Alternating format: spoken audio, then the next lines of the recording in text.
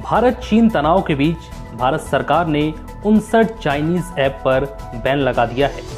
ये बैन देश की रक्षा, सुरक्षा, संप्रभुता, अखंडता और लोगों की निजता का हवाला देते हुए लगाया गया। इनमें टिकटॉक जैसे मशहूर चाइनीज ऐप भी शामिल हैं। अब लोगों के मन में सवाल यह है कि ये ऐप किस तरह से बैन किए जाएंगे। क्या सिर्फ नए ऐप डाउनलोड करने की सुविधा खत्म हो जाएगी या मोबाइल में पहले से ही मौजूद ऐप भी काम करना बंद कर देंगे? सरकार के फैसले के हिसाब से आपको 10 पॉइंट्स में समझाते हैं कि अब आगे क्या होगा, क्यों लिया गया ये फैसला, कैसे लागू होगा और इसका आप पर क्या असर पड़ेगा।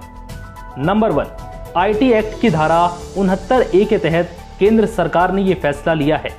सरकार ने कहा है कि ये ऐप भारत की संप्रभुता और अखंडता के लिए खतरा थे, इसलिए मोबाइल और नॉन मोबाइल इंटरनेट डिवाइस में इन्हें बैन किया गया है। नंबर 2, सूचना एवं प्रौद्योगिकी मंत्रालय की तरफ से बताया गया है कि उन्हें मोबाइल ऐप के गलत इस्तेमाल की जानकारी मिल रही थी। यूजर्स का डेटा भारत से बाहर ट्रांसफर किया जा रहा था, इसलिए ये बैन लगाया गया। नंबर 3, टेलीग्राफ एक्ट के तहत संचार मंत्रालय इंटरनेट सर्विस प्रोवाइडर को किसी भी वेबसाइट या ऐप का डेटा को रोकने को कह सकता है। इन सभी ऐप का डेटा अगले 1 दिन में रोक दिया जाएगा। नंबर 4, डेटा रोकने पर यूजर्स को फीड मिलनी बंद हो जाएगी और केवल पुराने वीडियो ही दिखेंगे। चीन में इसी तरह गूगल, फेसबुक पर रोक लगी है। नंबर 5, अब मामला एक समिति के पास जाएगा। मंत्रालय के संयुक्त सचिव इसके अध्यक्ष हैं। अन्य मंत्रालयों के प्रतिनिधि इसमें शामिल हैं। प्रतिबंधित ऐप समिति के सामने अपना पक्ष रख सकती हैं।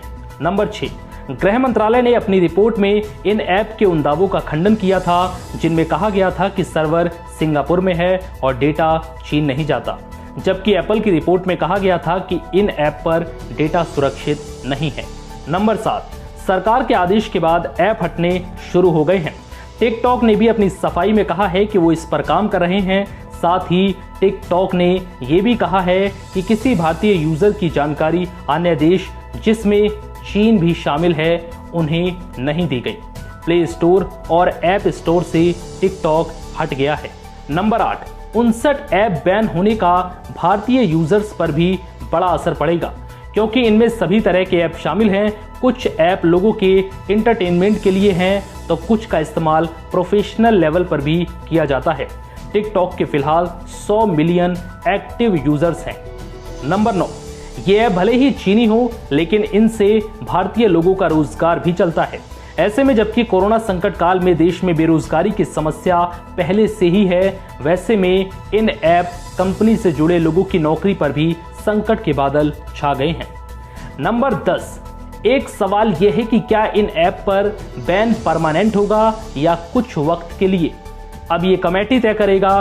प्रतिबंध ऐप अपना जवाब देंगे, जिस पर विचार के बाद आगे का फैसला लिया जाएगा। फिलहाल इस वीडियो में इतना ही। नमस्कार।